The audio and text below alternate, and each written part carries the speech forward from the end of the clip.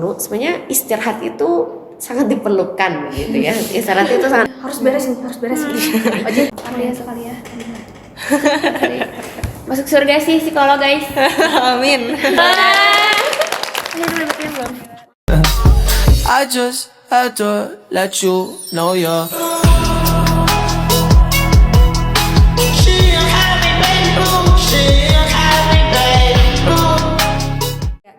Assalamualaikum warahmatullahi wabarakatuh.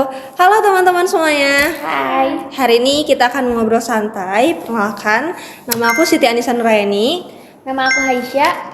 Aku Fahira Isnadianti Putri. Nah, hari ini kita akan ngobrol santai mengenai pengembangan diri dan karir nih. Dan saat ini kita sedang bersama psikologi pendidikan yang sangat menginspirasi kita pada hari ini dan menjadi bintang tamu kita ya hari ini. Bersama Teh Fili, terima kasih Teh Fili sudah hadir menyempatkan waktu ya hari ini di sela-sela kesibukannya. Betul sekali. Boleh Teh perkenalan diri dulu. halo, perkenalkan aku Filiani Retno Nur Aisy, bisa dipanggil Fili.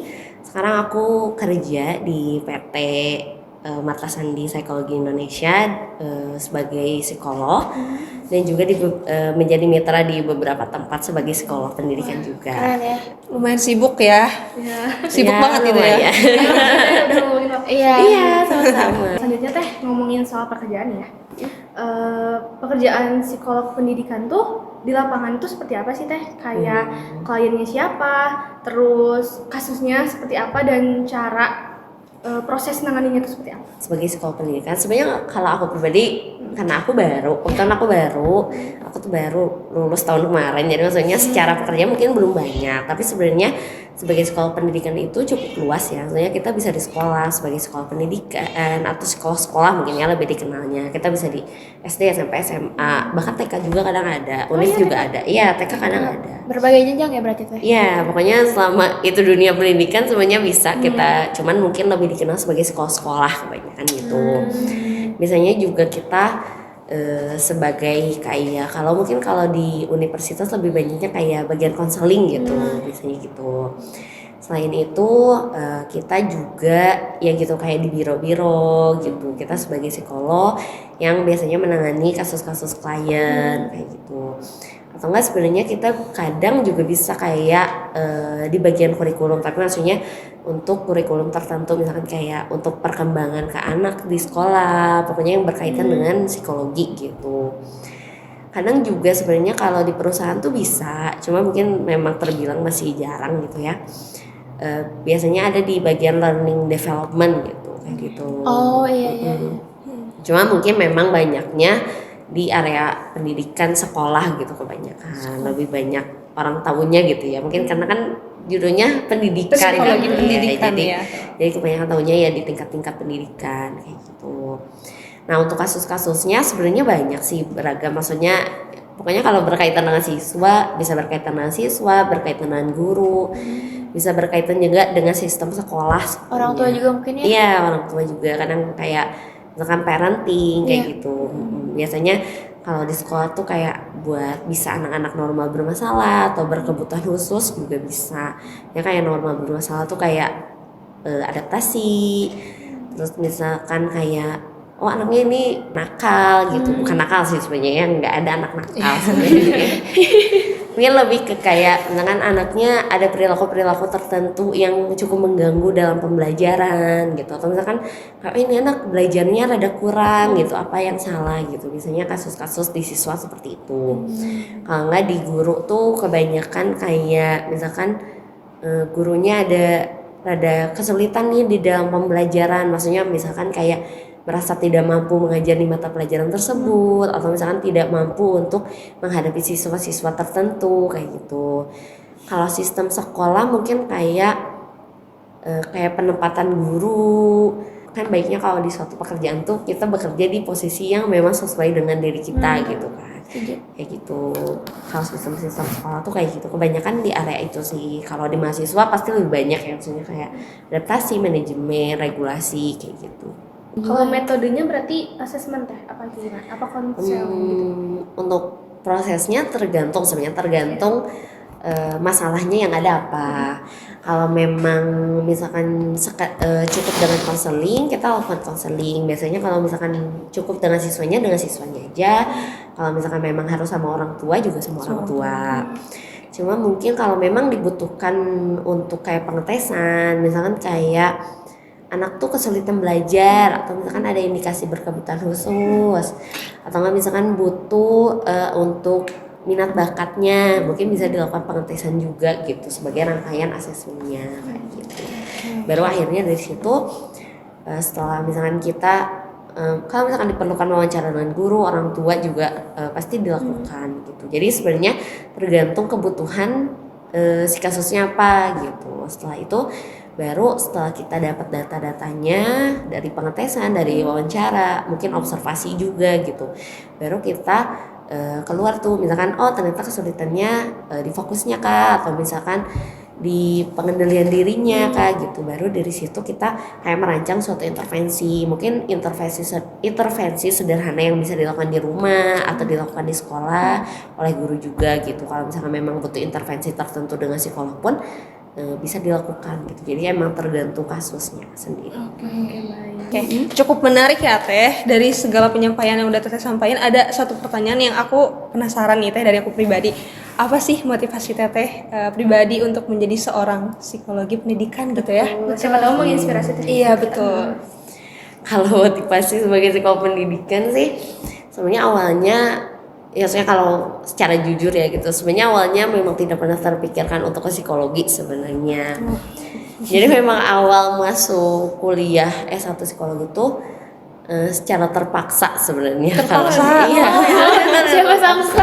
Karena memang bukan keinginan sendiri gitu. Sampai akhirnya karena sudah terjun di psikologi, mau nggak mau kan aku harus menemukan sesuatu yang aku suka di psikologi. Yang interest gitu ya? Iya, maksudnya karena kalau aku tidak menemukan hal yang aku suka di psikologi, maka aku nggak akan bisa menyelesaikan kuliahnya gitu hitungannya gitu.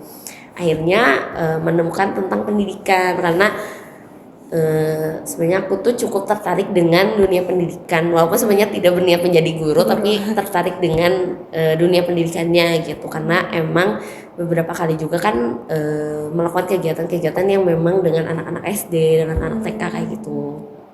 Sampai akhirnya dari situ ya udah tertariknya di psikologi pendidikan, sampai akhirnya beres S1 berpikir kayak ya udahlah kayaknya mending coba jadi psikolog aja deh gitu, karena lumayan suka juga dengan kegiatan asesmen gitu.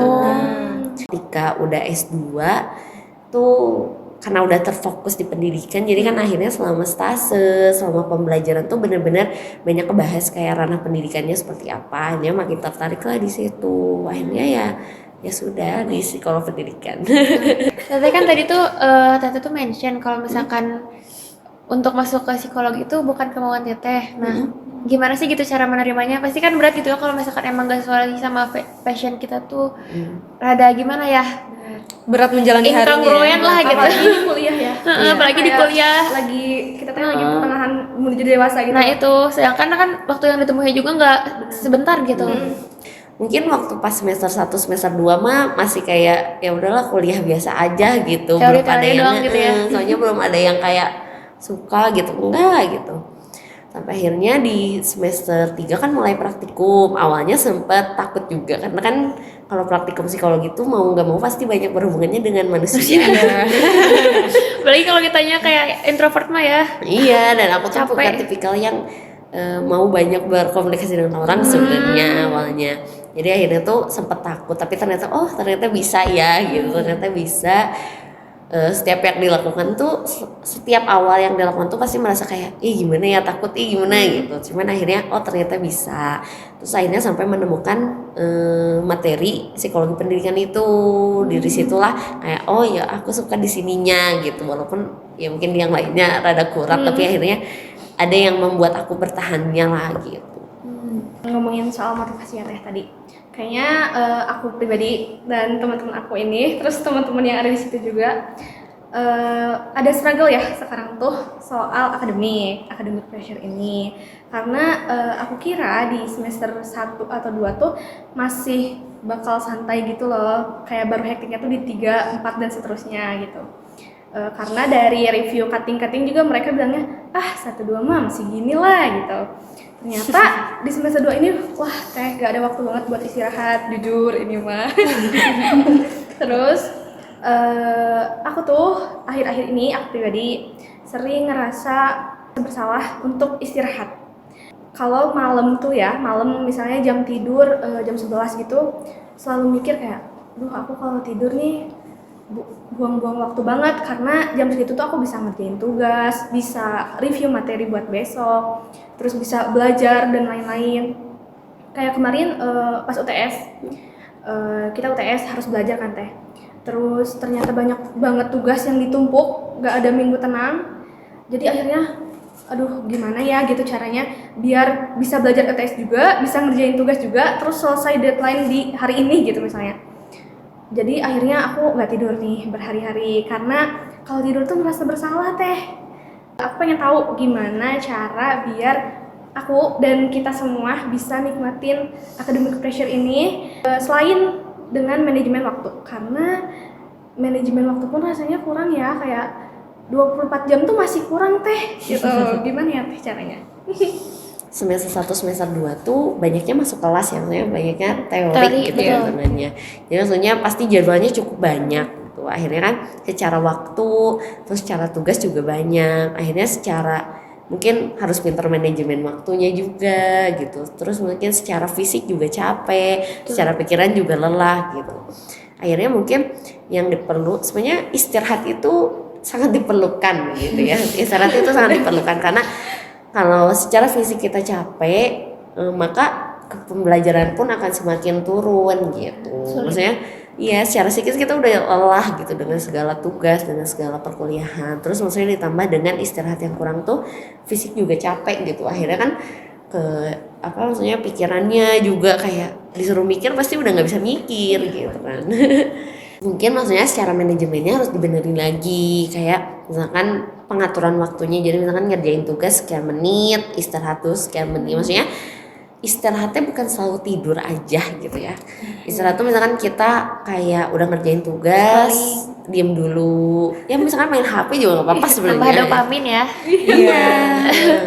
Kita kayak mengerjakan sesuatu yang kita suka dulu gitu, itu nggak apa-apa, itu istirahat sejenak lah hitungannya gitu sebelum akhirnya mengerjakan lagi tugas gitu. Kalau misalkan kita terlalu diforsir kayak sekian jam ngerjain tugas, itu ke kitanya lelah gitu. Aku tuh. Itu kan akan lelah banget gitu. Burnout ya. Dan gak masuk itu asli materinya. Harus beres nih, harus beres nih. Jangan tidur, jangan tidur. ST geningan. Iya, nah selain itu merasa tidur, merasa bersalah karena kan kepikiran ya ada tugas yang belum. Itu sebenarnya hal yang wajar sebenarnya, karena kan pikiran kita tuh terfokus dengan apa yang kita harusnya kerjakan gitu. Tapi kan ketika fisik lelah pun ya kadang kita tidak tersengaja gitu ya, jadi tidak sengaja tidur, akhirnya pas bangun kayak ini tugasnya belum, dan muncul rasa panik gitu kan. Nah, karena secara pola pikirnya kita ganti dulu gitu, kayak misalkan jadi bukan kayak kalau kita istirahat tuh berarti aku salah nih nggak ngerjain tugas gitu. Tapi maksudnya kita ubah kalau istirahat itu merupakan suatu hal yang perlu Kebutuhan. gitu. Artinya istirahat juga merupakan proses untuk kita mengerjakan tugas sebenarnya. Iya, soalnya kan kalau kita nggak istirahat, terlalu fokus sama tugas juga nanti bisa tugasnya nggak optimal juga, lebar gitu ya, gitu mah gitu. Kalau orang-orang mas sekarang bilangnya work life balance lah gitu. Iya, betul. Gitu. Memang maksudnya tanpa sebenarnya mungkin kesibukan di semester 1 2 ini tuh untuk proses adaptasi juga untuk kesibukan di semester selanjutnya kan. Maksudnya karena mungkin tuntutannya nanti kedepannya akan lebih berat gitu, tugas-tugasnya mungkin akan lebih banyak gitu. Bener ini udah spoiler. Gitu. Maksudnya dijalanin aja, dijalanin. Maksudnya jangan merasa kayak aku belum ngerjain tugas gitu. Tapi kan maksudnya akhirnya tugasnya beres gitu.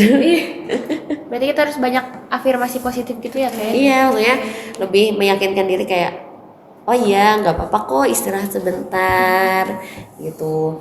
Misalkan kalau misalkan merasa kesulitan, merasa berat banget, bisa tuh diskusi sama teman-teman kayak gitu. Karena kan ketika kita bareng-bareng gitu ya dibandingkan sendiri, biasanya tenaganya lebih muncul gitu, Iya. energinya lebih ada gitu. Bener. Gitu.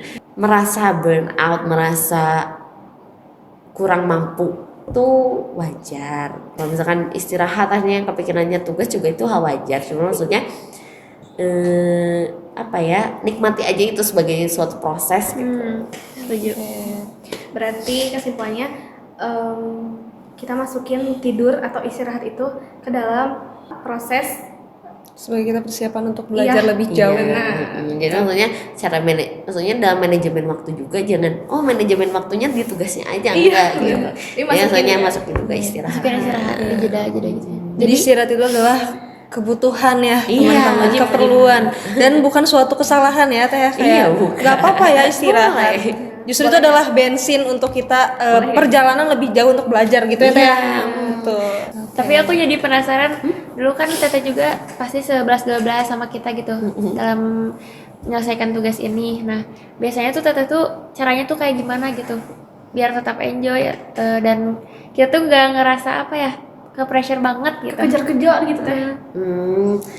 Kalau aku biasanya pertama pasti tidak menunda tugas ya, maksudnya Kayak berasa tertampar gitu ya. aku juga awal-awal kuliah mah kayak masih tertunda, tapi kan makin kesini mah kayak yang maksudnya kalau aku pikirkan lagi mah kayak kalau ditunda terus tugasnya numpuk makin banyak gitu. Akhirnya ada beberapa yang mulai kayak misalkan ada tugasnya, oh ini pas nih lagi kosong kerjain gitu. Jadi maksudnya ketika memang ada waktu kosong tuh apalah yang bisa dikerjakan dulu kayak gitu. Nah, nikmati aja prosesnya lah. Dengerin guys, semangat. Iya, semangat ya. Oke, ini teh terakhir untuk kami para mahasiswa, teman-teman di rumah khususnya yang masih semester bawah-bawah ya, semester 2, semester 1, mungkin nanti adik-adik ya yang masuk gitu. Ada sih pesan gitu untuk kami menyiapkan semester-semester selanjutnya, lalu prospek karir gitu.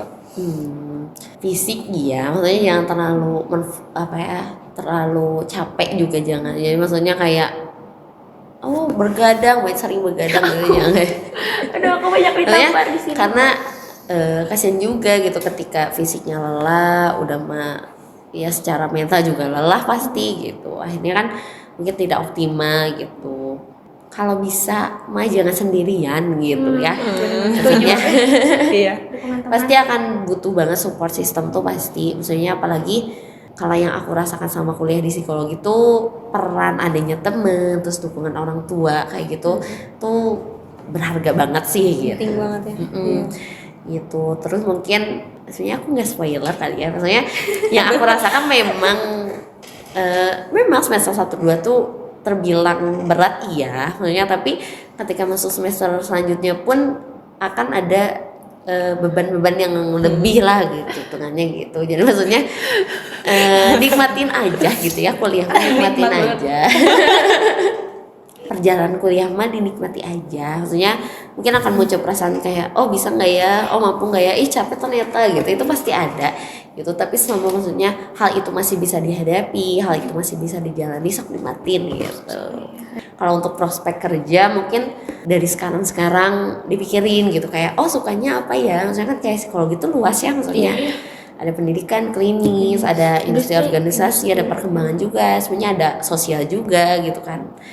Nah, maksudnya silakan pilih yang memang diminati, yang disukai gitu. Kayak misalkan mungkin bisa dimulai kayak cari-cari dulu kayak kalau di PIO tuh seperti apa, kalau di pendidikan tuh seperti apa, di klinis seperti apa gitu. Maksudnya kalau prospek kerja mah kalau buat aku mending memilih sesuatu yang memang disukai gitu. Bener sih. Soalnya jadi hal itu akan membantu kita untuk lebih nyaman menjalankannya lah. Perbincangan hari ini insightful sekali ya. Asli, insight banget guys. Ya. Kita terima kasih banyak Iya. ya untuk perbincangan hari ini udah menyempatkan waktunya untuk hadir di Iya. sini bareng kita dan banyak cerita pengalaman yang bisa jadi pelajaran juga ya untuk kita semua. Semoga kita bisa dipertemukan lagi ya Teh ya di Amin. mungkin di sesi-sesi selanjutnya. Atau bahkan ada yang mau membutuhkan Teh Shirley gitu. Ya, nanti langsung menghubungi aja. Teman-teman mungkin untuk ngobrol santai bersama Teh Feli cukup sekian dari kami. Terima kasih banyak. Semoga videonya sangat amat bermanfaat dan pastinya bermanfaat. Terima kasih. Wassalamualaikum warahmatullahi wabarakatuh. Dadah. Dadah guys, makasih. Terima kasih Teh Lili. Iya. Makasih banyak, Teh Lili. sama-sama, Makasih sama-sama. I just had to let you know you're